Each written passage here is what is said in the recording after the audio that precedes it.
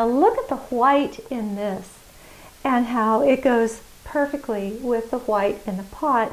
The pink on the Euphorbia lactea really spoke to using something with some pink in it. This magenta spined cactus. This is Echinocereus rigidissima rubrospinus, and yes, I read that off the label.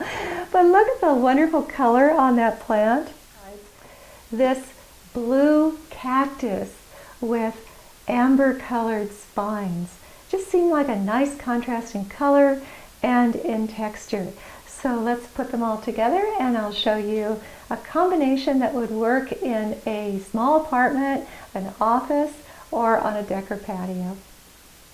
Now this is a euphorbia, so you want to be aware of that when you're handling it, that you can get some milky sap.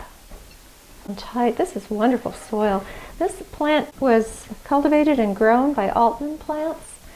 They're the largest grower of succulents in the country, and they really know what they're doing. So if anybody tells you that potting soil that comes with a plant should be removed because, well, for whatever reason, it's got peat in it or it holds too much moisture, that's just not true if it comes from a reputable grower.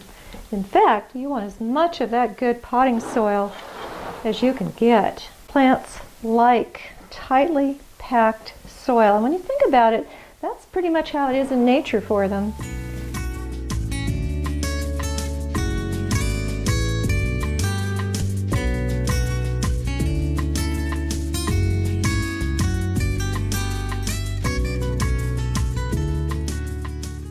Euphorbia leucodendron, and you can see how it has that wonderful upright shape.